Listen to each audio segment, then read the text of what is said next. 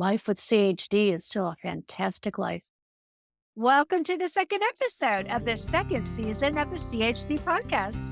I am Anna Jaworski and a heart mom to an adult with a single ventricle heart. And I have two co-hosts with me here today. I'm Nicholle Bilodeau, and I'm a 45-year-old congenital heart patient.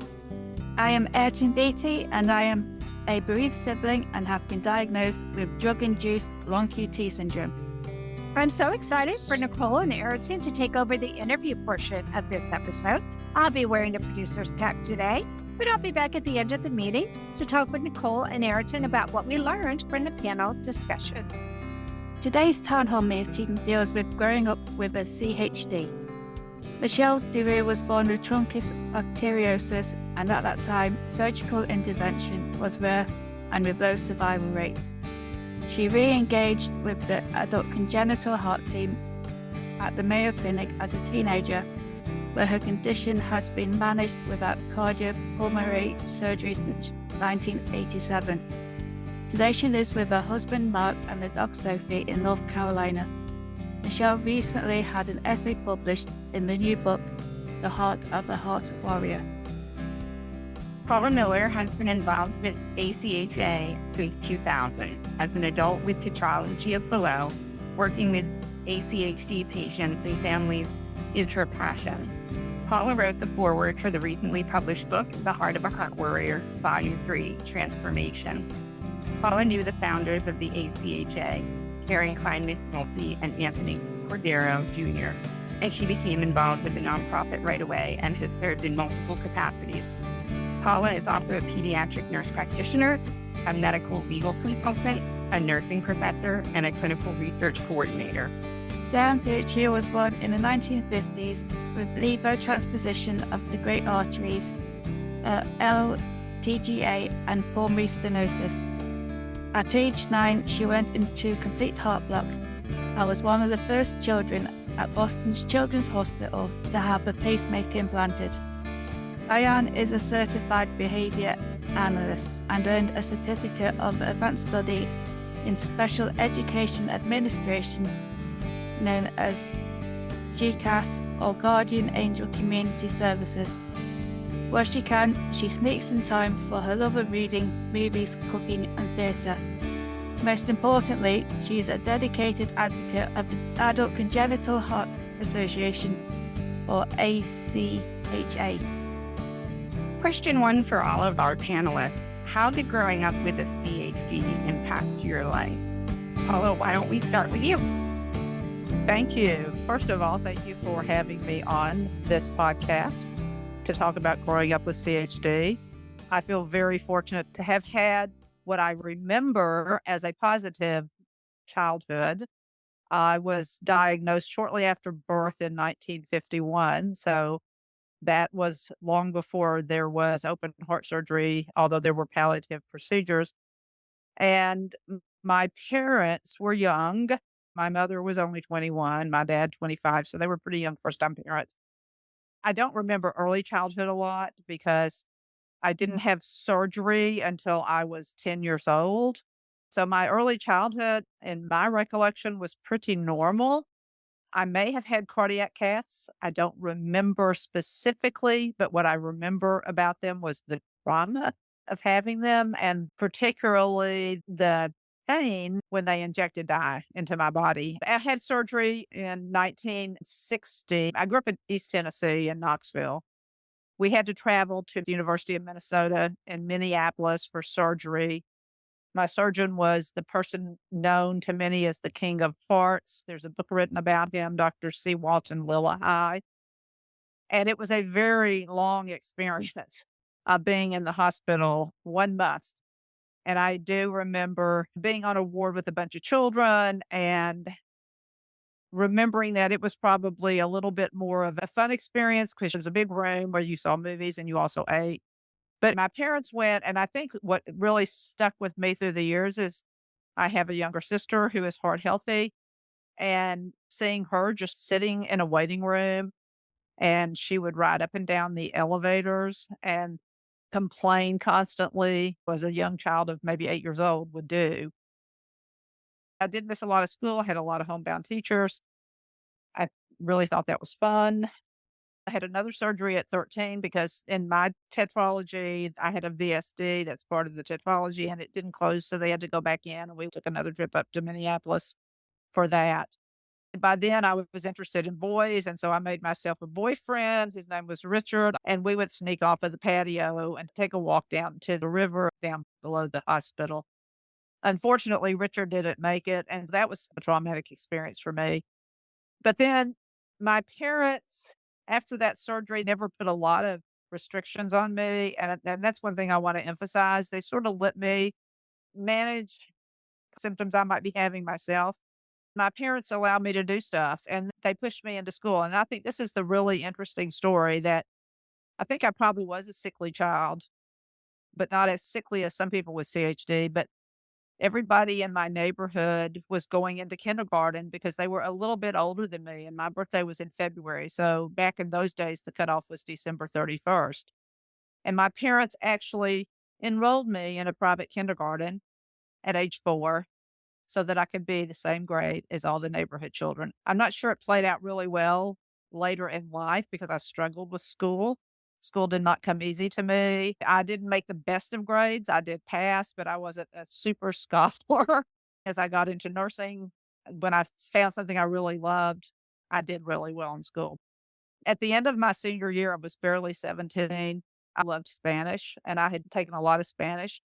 And my parents allowed me to apply for a program that was sort of an exchange program in Mexico.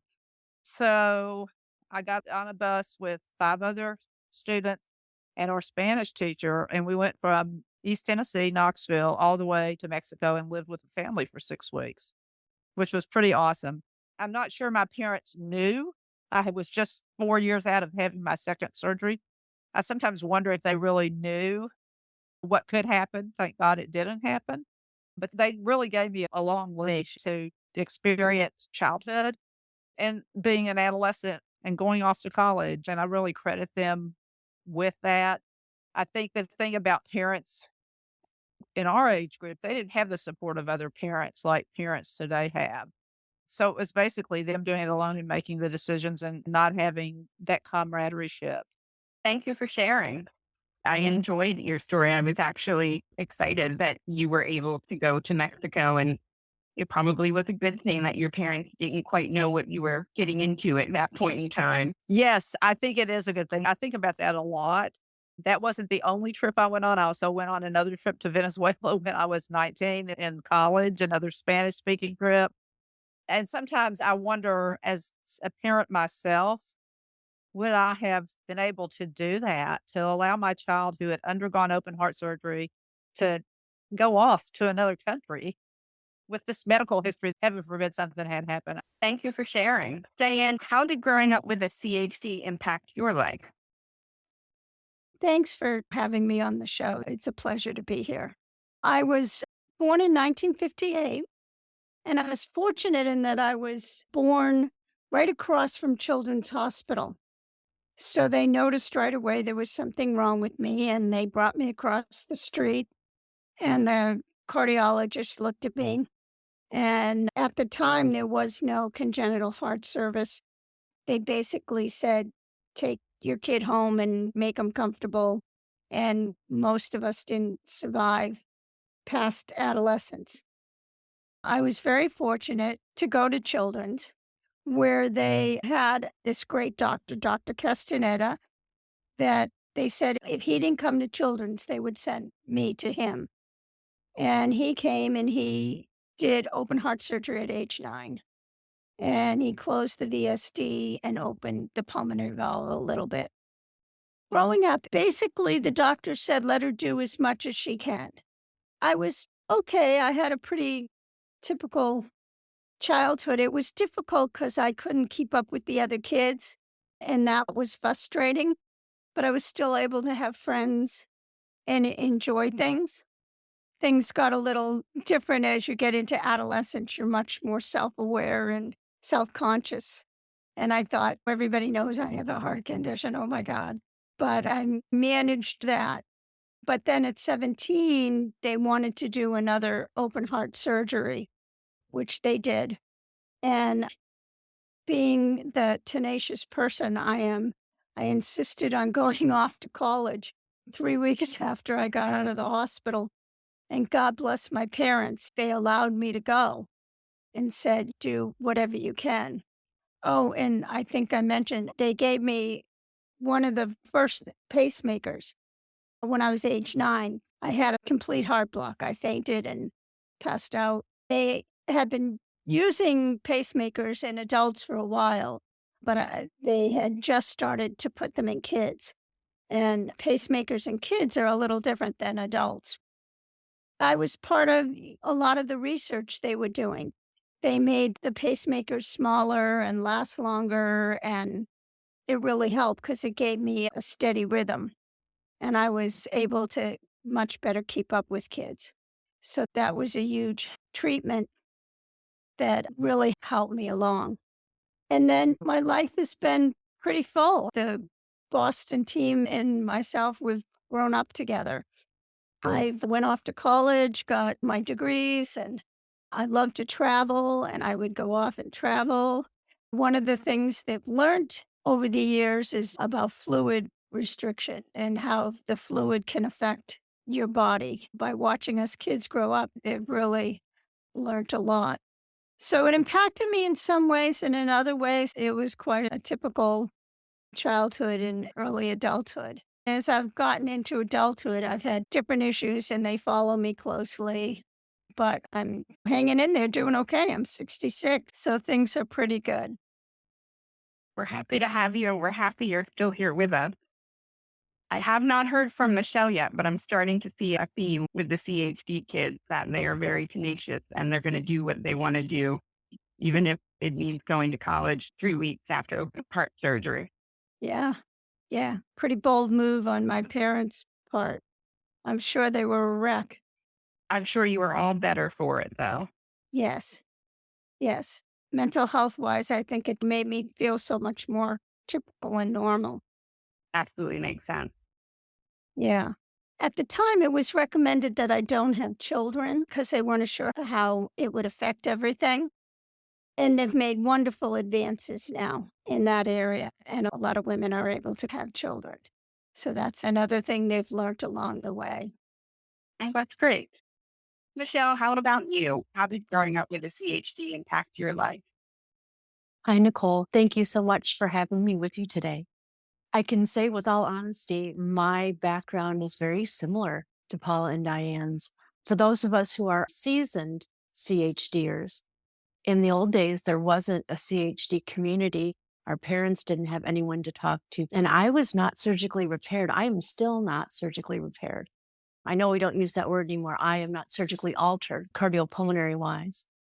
So for me, being able to do things, I did them au naturel as a child. To be honest, my parents didn't even tell me about my diagnosis until I was almost ready to go to college. The doctors had told them that I would not survive. There was no surgery to repair.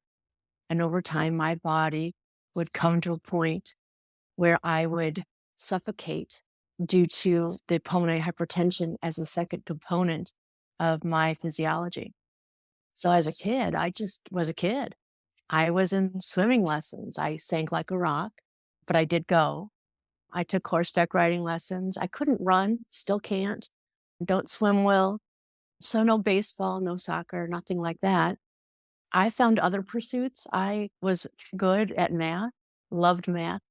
Yes, I was on the math team. Feel free to chuckle, but there is a reason math team exists, and I am one of those reasons. But as a child, my parents didn't tell me. The doctors didn't think I'd survive, so we winged it. My parents didn't want me sitting on the sofa feeling sorry for myself. My parents always said, God gave you something to do with your life, figure out what it is and do it. And I tried. When I got to be older, I was about to go to college after I'd had a series of strokes. So I took my college entrance exams left-handed, even though I'm a righty. One of the side effects of my physiology is it can cause a thickening blood resulting in strokes, which happened to me at my graduation party. But at the end of the day, we went to Mayo, talked to the doctors there. Feel free to read my essay for all the fun and exciting details. But they said, you can go. One doctor disagreed. I disagreed with him, and off I went. So I went away to school. I ended up having more strokes later on and ended up graduating as an adult student. The doctor that said, don't go, said, you're not going to live that long. Stay home, be with your family, enjoy these last few years. I graduated with my master's in '07. He had died several years before, and I had 3 degrees at that point. So I felt as though I made the right decision, and maybe he should have rethought his answer. But at the end of the day, it was all the right things that my parents could have done, what my community could do. And I'm glad for the life I have and the life I was given. I'm blessed every day. That is amazing. And I admit I did chuckle a little bit at the math team thing, but I grew up a band kid, so I totally understand. Oh, we were friends, the band team and the math team. Yeah, I know. So I am absolutely terrible at math. I work in HR, so that I don't have to do math. I am thankful that you are in HR because I could not put up with people complaining to me. It's very nice to work in finance and be able to not talk to other humans, which works really well for me. So everybody finds their thing. Exactly. Diane, not only were you born when there wasn't much information about congenital heart defects, but you were also born where there was little known about what drives behavior in children with special needs. Can you tell us about how growing up with a congenital heart defect may have influenced the career you chose? Oh, I originally chose to be a child life specialist. You see them in the hospital, try to normalize the hospital experience and do preparation with kids. And I did that for several years, but then nobody knew what that was. So I got a degree in special ed. And then I went on to get a master's that specialized in child life. But the jobs in child life kept drying up. They kept closing pediatric departments. It was back then in the 80s. So I ultimately took a job working with autistic children. And I found that to be very similar, just trying to figure out what they were trying to communicate all the time and having the patience to deal with them and knowing that their scene is different and how to deal with that. So that influenced me a lot. I think it's great that you've used your own personal experience to help children. Yeah. Yes, it's been very fulfilling. Yeah, something that I've done recently because I've done a degree in psychology and I've gone on to mentor high school students who struggle with education the way I did. And yeah, it's something that is really fulfilling, knowing that you're helping children who are in a difficult position. Yes. Yes. And since I couldn't have my own kids, it was nice. I had tons of kids in my life and made it nice. I enjoyed them. I totally understand. Michelle, you grew up at a time where there was no surgical intervention available to help you. Can you share with us the most difficult aspect of growing up with an unrepaired heart condition? Nicholle, thank you for asking that question. I can honestly say that although I didn't know what my diagnosis was growing up, I knew that I was not heart healthy, had a heart condition of some variety. And I was always purple. I was cyanotic from age 6. I had clubbing by middle school. I was always different. And that was hard, particularly as I got into junior high and high school, because everybody wants to be the same. And there wasn't counseling at the time, so there was no one to talk to about it. So I was a really bad kid. I did good in school, but I snuck out my bedroom window and would go down the street and hang out at the coffee shop. Or I would tell my mother I was one place and I'd go to a party that they didn't want me to go to. If there was a boy my mother didn't like, he was the one I wanted to date. And for the most part, tried to get away with as much as I could because I felt like I didn't have all the answers. And the truth is I didn't, but I just felt like being a rebel. So I did a lot of it. anyone is listening to this and you have children, make sure they talk about their feelings on this. There's so many more resources now than there were 40 years ago. It's important to find a shared community. And I have to say that I know Paula, we met many years ago. It's nice to know other people who have gone through similar experience. And when you're cyanotic, seeing people who look like you is amazing. Absolutely amazing. I remember the first time I went to a Mayo Clinic back when I was in my late teens, and I saw someone who looked like me for the first time in my life. And it was mind blowing to me. And I walked up to this woman who'd never met me before, and I gave her a great big hug because she was like me. And I think we all look for that community. And in my case, it's a community of purple. And there aren't a lot of us. And it's really important to be able to have friends in the community that you can talk to about things and understand what you're going through. I think I'm one of the few folks that's non-repaired, and that's probably not likely to ever change in my lifetime. And I've met some folks who are like me, and that's been rewarding, very rewarding. I think you described the childhood of everybody. I don't feel like your childhood was any different. We all rebelled, and I know that I rebelled and stuck out on occasion as well. And I can also relate to finding your heart community. I was diagnosed in 2022, and that's how I ended up with Anna here with the CHC podcast, was in looking for a community. Yeah, Paula, like Diane and Michelle, you grew up at a time where there wasn't really much help available for you, yet you became a nurse. Can you tell us if you felt your heart condition led you to a medical career? That's the perfect question to ask me because I still remember the name of my nurse in Minneapolis. If I'm in my 70s, she's probably in her 90s now, but her name was Joanne Braun.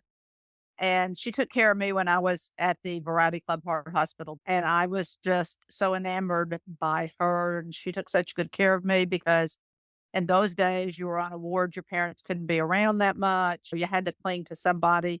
And so, yes, it definitely influenced me. I never wanted to be anything other than a nurse. So that's what I did. I went to nursing school. I got a bachelor's degree, science and nursing. I went to work for a year or two on pediatric floors. Surprise, not. Then I got a master's in nursing of children and became one of the early pediatric nurse practitioners.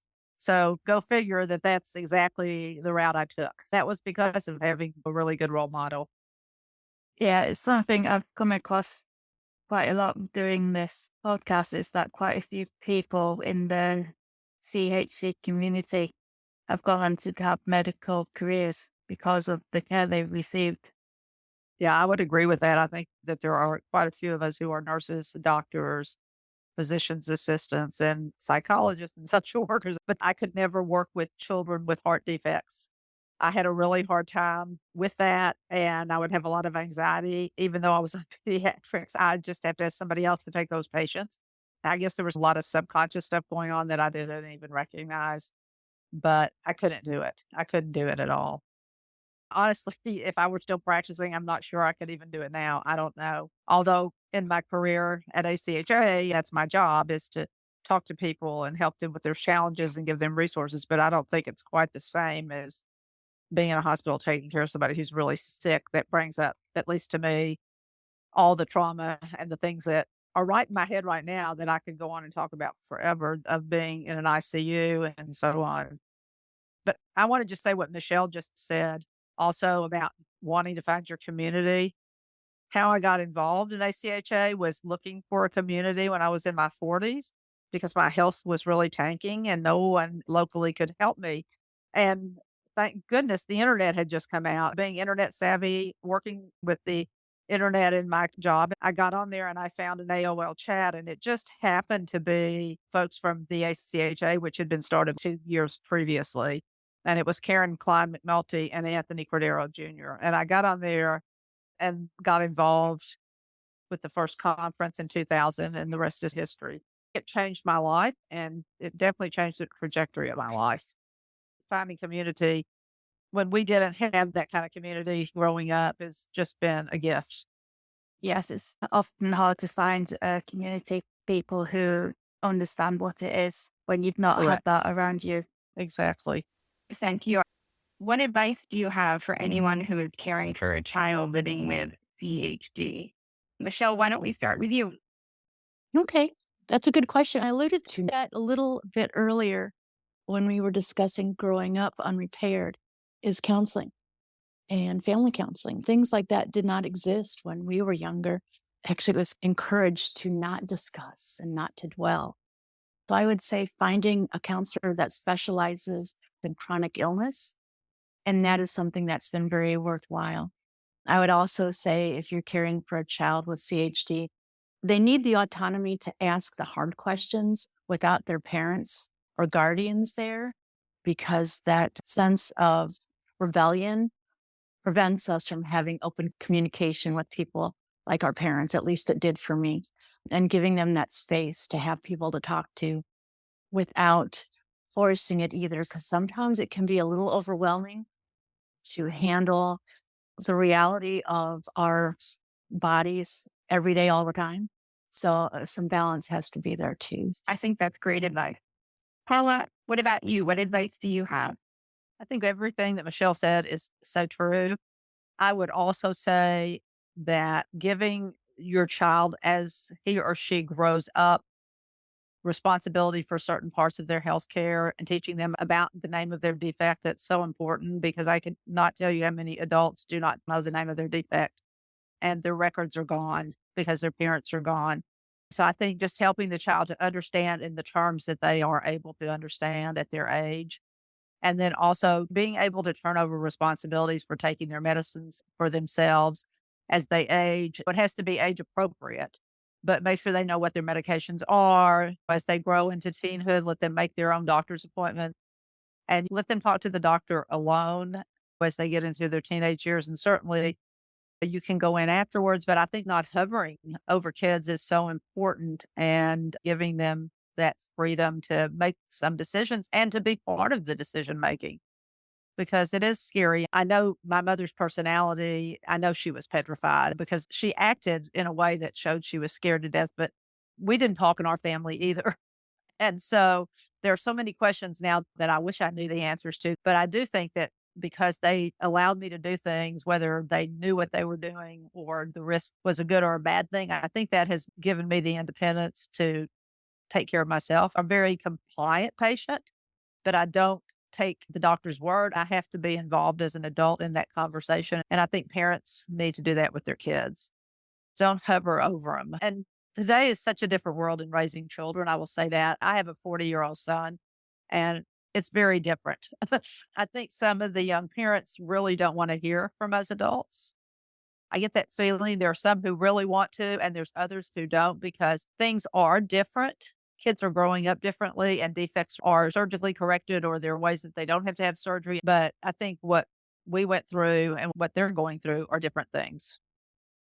And I think that makes it hard sometimes to give advice to parents. That's why I deal with adults now.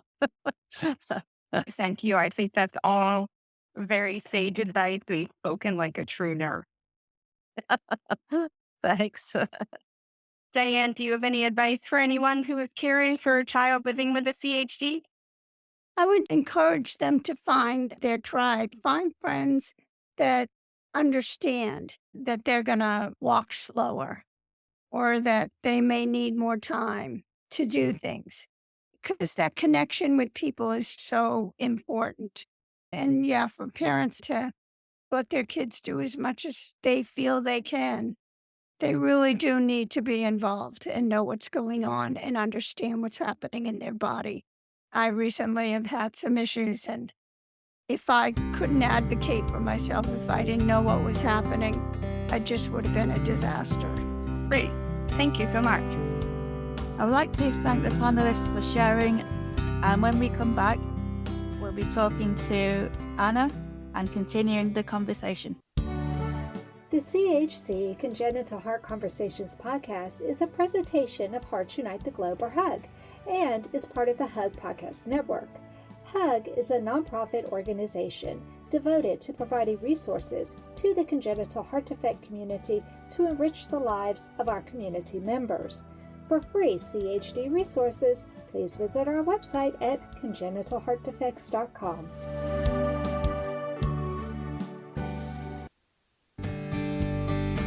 You are listening to the CHC podcast. If you have a question or comment that you would like addressed on our show, please send an email to Anna Jaworski at anna@thechcpodcast.com. That's anna@thechcpodcast.com. Now, back to the CHC podcast.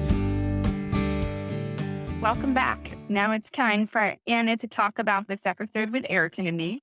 Anna is a heart mom, and she's been working behind the scenes today during the town hall meeting. So, Anna, what did you think about the show? I'm a little biased because I know all three of these lovely ladies and I love them and I loved hearing their stories. And I already knew a little bit, but I think what was so amazing was the similarities because I know each of these ladies and have spoken to them separately, but we've never all been together in a group. So I really found it amazing that even though Diane and Paula and Michelle did not grow up together knowing each other, and even though poor Michelle has never even had surgery, so she stands out as an exceptional case, they all had very similar experiences. Didn't you think that was amazing, Ayrton? Yes, and I was like laughing when Michelle was on about her doctors telling her not to go off to college and get her degrees because I had a similar experience with my high school teachers saying that I shouldn't go get a degree because I'd never be able to do it. And I was like, yep, been there.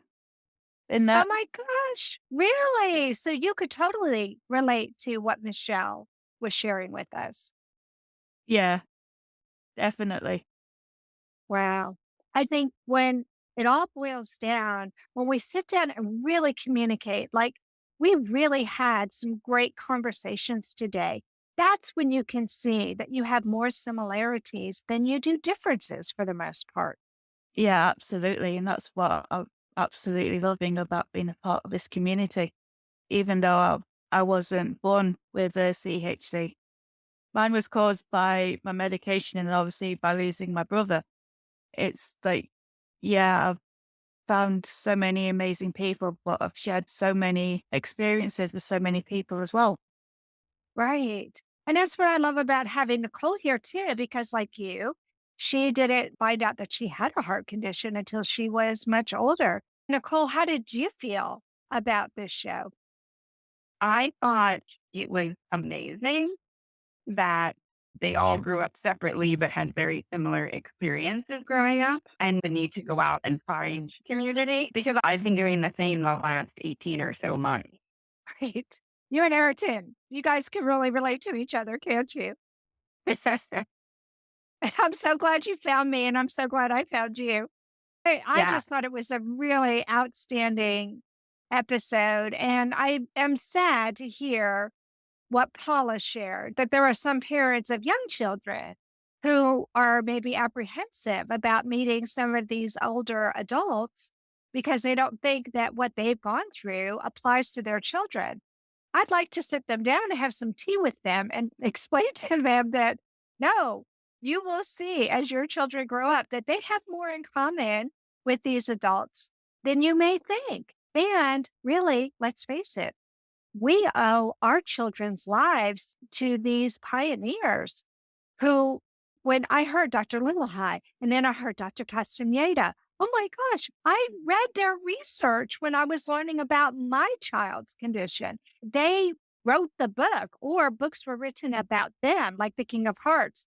I devoured that book when I found it because it really helped me to understand how the field of pediatric cardiology came to exist. And it came to exist because people like Paula's parents let these doctors operate on their children. We owe a huge debt to these ladies.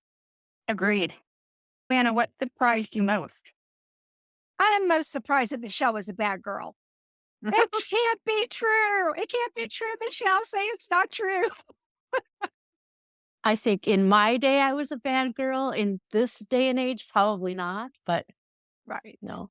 Yeah. I'm just teasing you because I still hear it all the time. I know you're just so sweet. And I never would have guessed that you snuck out your window. But then I wouldn't have guessed that Nicholle did that either. So I guess I'm the goody two shoes. I'm the one who's way out in left field. What's wrong with Anna? I just stayed home, did my homework. I was boring. But seriously, I guess one of the other things that surprised me most was how positive all three of these ladies are about their childhood.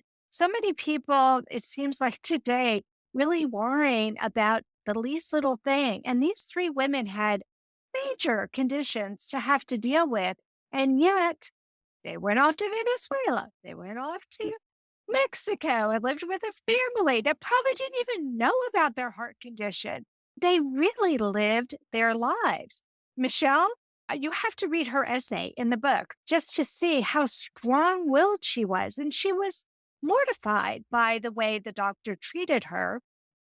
And her parents stood by her and supported her decision to go to college, her decision to do what she wanted to do, to take the life that God had given her and make something of herself. And I absolutely loved that. What surprised you most, Nicholle? I think it was the fact that everybody seemed to have a pretty standard childhood. I don't know what I thought their childhoods were going to be like. I've often wondered what mine would be like had I known about my condition as a child versus learning about it as an adult. That may sound silly, but I feel like everybody had the pretty standard ups and downs of being a kid and having the ability just to be a kid sometimes, regardless of their condition. Yeah. What about you, Ayrton? What surprised you most? Like you, Anna, I was a good kid. I didn't sneak out. I did bunk off school a lot, but that was because I was being bullied. But yeah, I'm going off to Mexico and Venezuela. I am 40 now. And my mum's freaking out about me going to Germany. And she lives in yeah. Scotland, folks, so that's not really that far Yeah. away compared to the U.S. and Venezuela. And, wow. And Germany is not as dangerous as Mexico or Venezuela. True. Absolutely true. I'd like to ask our panelists, what surprised you most? Because I don't know that you three ladies have ever been together in a Zoom platform like we are today. So, Diane, I'm going to start with you. What surprised you most? I think we all have similar stories, how much we overlap. And I think the positive aspect, despite what was happening, live our lives. And I think that's important. I don't think the doctors knew inadvertently by us staying so active. I think years ago, they used to take these kids home and have them stay in bed. They thought they were sickly. But I think one of the greatest things for us is that we've all been so active between work and travels. And I think they discovered the movement is good for you. And I'm glad you said that, because when my child's heart condition was diagnosed, my mom and dad were in the room when the doctors gave us the diagnosis. And my mom raised her hand. I'll never forget this. And she said, "Does that mean the baby will be crippled?" I think that's what a lot of people thought back then, was that, oh, if you have this heart condition, you'll be crippled. And my mom asked the doctor, does this mean that the baby will be in and out of the hospital for its whole life? And they just really didn't know. And I think, sadly, for some people whose heart conditions were extremely severe, my kid was diagnosed with hypoplastic left heart syndrome. And sadly, a lot of those children did die in infancy, and they couldn't have lived the kind of lives the three of you ladies have been able to live. It's Paula. This is my observation. Even growing up, I was not allowed to take physical education in school. This was in the 50s. I could not take it in college. I had to take, y'all are going to laugh, ping pong and social dance. Those were my PE classes. I was not allowed to do anything. I don't have a love of exercise right now. And I do see a lot of adults who are maybe not my age, but a little bit younger, but they exercise. And especially in the younger group, I think, who have similar diagnosis and have had similar surgeries, that they exercise, but I don't. I never did. That's something that's really bothered me as I've gotten older, because I don't want to even do it. I'm sort of a couch potato. And as I'm getting older, I realize how bad that is for your general heart health, much less everything else. I need to get out and start walking. I found that really interesting how much that has changed over the years. But I can imagine what your parents thought. I think that's a pretty good question. That was an excellent question because you're right. A lot of those single ventricle babies, and I remember my friends who were having babies at the time, their babies did not survive with single ventricle. And now look at how well they're doing. No, my kid's 29. Who would have Yeah. guessed? Yeah. They told me to take my baby home and to not do any surgery.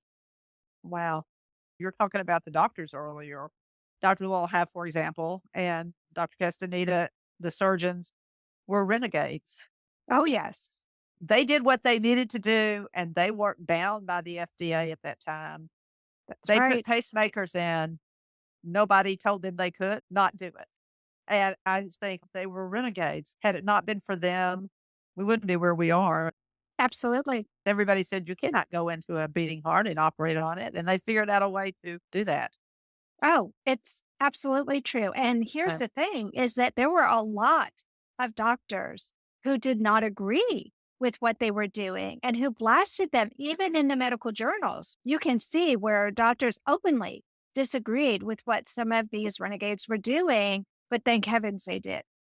For anyone who has read The King of Hearts, you see what these doctors had to do.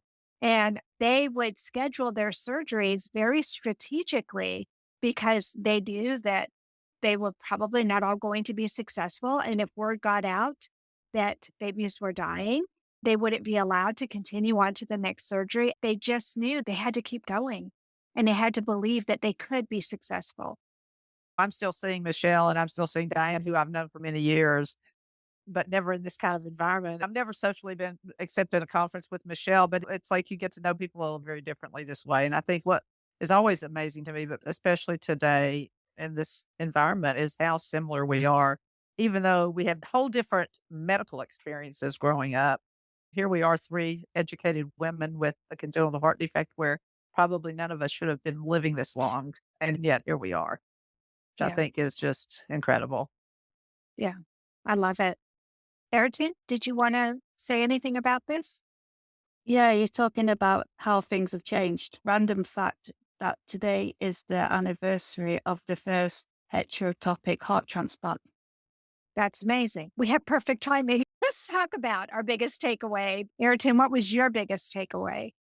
I think my biggest takeaway is just how alike everyone's childhood seems to have been and how determined and headstrong these three amazing women have been, facing adversity and basically saying, yes, we can do this when the doctors have told them no.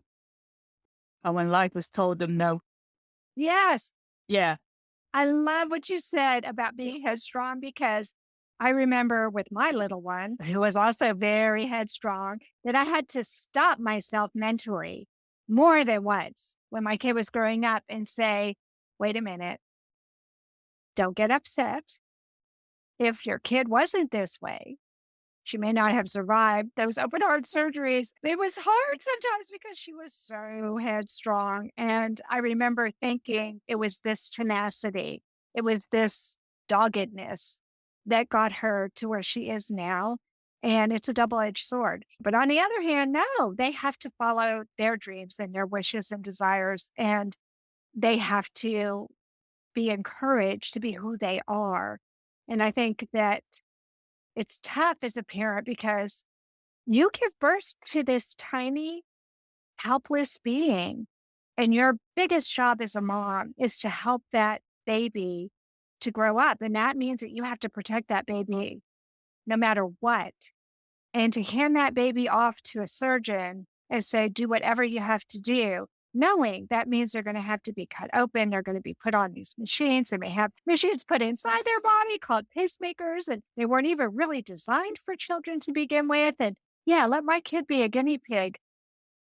I'm getting tears in my eyes right now just thinking about it because my kid is much younger than these women. And yet I was told, take your baby home. There's nothing that can be done. And when I pressed them, they said, well, there's an experiment procedure. And it was kind of like an offhand remark. And I was like, well, take it. We'll take it. I was just so excited that there was something that could be done. I remember holding my baby and saying, right the day before surgery, you can't go. You have to fight. You have to be strong. Mommy can't live without you. And I feel so guilty that I put that on my teeny tiny baby, but it was true. I really didn't think I was going to survive if my baby died. Well, I don't know about everyone else, but that just touches my heart. And you're a brave woman. Thank you, Diane. I think all of us are brave. All of us who are here today, we are all brave. We've all had to deal with medical things that nobody should have to deal with. And it's hard. Anna, thank you for sharing what you just shared, because I think it goes back to where we, as adults living with this, we're not parents of the child. None of us are parents of a child with a congenital heart defect. So hearing from you and from other mothers about that initial time, I was just shaking here listening because I've never heard you say that. I know you have a daughter that has a CHD, and that's really what I know about you in the CHD world, and that's where your passion comes from. And your passion brings out a lot of passion in other people and brings out a lot of connection for other people. So thank you for sharing that. It mind boggles me that some parents just don't want to hear from us adults. But then we have parents like you, and there are plenty of those too, that want to hear from us, and they know we are their child's future. It may not be the same, but we are, because we did set the road. But it's hard. I think it's very hard for parents. I can't even imagine, honestly. Yeah, I should have my mom call you because she cries all the time and she can't talk about it. Yeah, it's hard. I can't even imagine what it's like to be in your shoes. As a patient, I'm on the other side, and I think we all worried about our moms worrying about us, and with good reason, because it must have been incredibly painful to know that your decisions are bad, and you can only hope and pray for the best. Yeah, you spend a lot of time in prayer. And I wouldn't say that your decisions are bad. What I would say is you have to have hope. Mhm. And the parents that I've seen who struggle the most are the ones who feel that all hope is lost.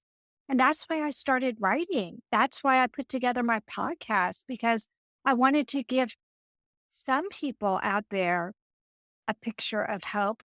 But don't you know, I was terrified in doing that. Here I am offering my child as the poster child for hypoplastic left heart syndrome.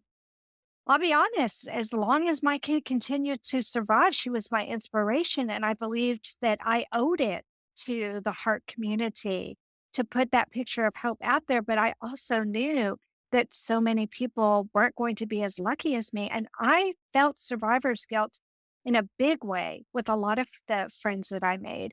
I think one of my biggest takeaways from listening to all of you talk was that need for community. I craved community.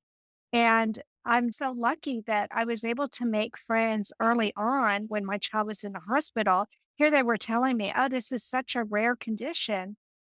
And yet I was in a hospital not as well known as Boston Children's or Mayo Clinic. I was at University Hospital in San Antonio, which probably most people have not heard about, with Dr. John Calhoun. I give him all praise and glory all day long because he saved my child's life not once, but 3 times. And yet most people, even in the heart community, really don't know who he is. I craved community, and I think that sense of community is just so critical. Getting online changed my life because I was able to find people who had children older than 2. And then to find people like you ladies, you're the ones who gave me hope that my kid would someday grow up to be an adult. Well, your story gives me a whole new appreciation of my parents and how scary and difficult it was for them. And they had no mental health support back then. They didn't talk about it. They just soldiered on. That's how they were. You just did what you had to do. So, yeah, I have a new appreciation for how difficult and painful that must have been for them. I'd love to meet all of y'all's parents. I think we could have quite a cup of tea together and have so many stories to share with one another. I'm sure they're all so proud of you ladies. I'm proud of you ladies, and I'm not even your mom. I know it was different for my parents because obviously we didn't know my brother had a heart condition until after he passed. Yeah. That's got to be horrible. Yeah. I know my dad struggled with it. It got really hard for him. The closer he got to his passing, my mum still fights to get my brother's cause of death recognised on his death certificate. It's really hard when you don't know. I never took my baby to another hospital because I thought, surely no hospital is going to treat my baby better than a hospital where my husband works as a nurse. And if my baby hadn't made it, I don't know how I would have lived with that guilt, because I knew in my heart something was wrong. Yeah, that was the issue I had when I was trying to get myself diagnosed. No, you're just exaggerating things. It's your weight, it's your asthma, it's all this other stuff. And then when they finally started doing the ECGs on me, oh no, you have long QT syndrome. Did you have that before? Oh, No. Then looked at all my medications. Yeah, it could be one of those doing it. It could be a combination of them. Could be all of them. We don't know. your poor mother. This must be so hard for her to have lost one child and then to have another child diagnosed so late, almost too late. She's so lucky that you're still here, Ayrton. Yeah. I think getting that diagnosis as well was like the extra boost I needed to start losing the weight. Yeah. If y'all haven't listened to the January CHC podcast episode, you need to, because Ayrton shares some really amazing information. This content is not intended to be a substitute for professional medical advice, diagnosis, or treatment. The opinions expressed in the podcast are not those of Hearts Unite the Globe, but of the hosts and guests, and are intended to spark discussion about issues pertaining to congenital heart disease or bereavement. Well, Nicholle, what was your biggest takeaway from the show, sweetie? I think my takeaway is probably going to be the takeaway for just about everybody listening. For little kids growing up with a CHD, there is obviously the opportunity for a future to grow up and be whatever you want to be. And for parents listening to your story, there is definitely hope out there, and technology continues to improve. There's going to be more opportunities for new technology, and your little kid is going to get to grow up and do and be what they want to be. I love that, Nicholle. Thank you so much for saying that. This has been amazing. I'm sorry for all the tears, guys. I just can't help it. I kind of figure that there are going to be other people who listen who also feel that way, and it's okay for us to express our emotion. Agreed. I hope I didn't bring anyone down. No, you didn't. You're fine. Not at all. Not at all. No worries. It's good to hear from your point of view. And that's part of why we love being on programs with you, Anna, as you bring such humanity to what it's like to be in your shoes. Thank you for saying that. I appreciate that. Yeah, you're a heart mom. I know. Doesn't matter what age the kid is. If they were born with a heart defect, I'm the heart mom. So Paula's a little bit older than I am, but it doesn't matter. I'm still a heart mom to her. When we were together in Washington, D.C., I was watching out for her. I don't even know if you realize that, Paula, but I was monitoring you. I did not realize it, but I feel very comfortable in those kinds of environments. So good to know that you were watching for me there. That makes me feel good. Thank you, Anna.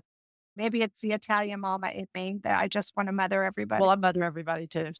Diane, thank you for being here with us today. Thank you. It was so much my pleasure. Keep up the good work, you guys. And Paula, thank you for sharing your stories with us. Thank you for having me. It really was a pleasure to be able to share with this community who I love dearly. Thank you. Michelle, thank you for being with us tonight. Well, thank you so much. I enjoyed the time, and these ladies are fantastic, and it's always good to spend time with them and to help those in the community that need the encouragement that life with CHD is still a fantastic life. That is an excellent point. Thank you for joining us today on the CHC podcast. We hope you'll join us next month. Until then, I'm Ayrton. And I'm Nicholle.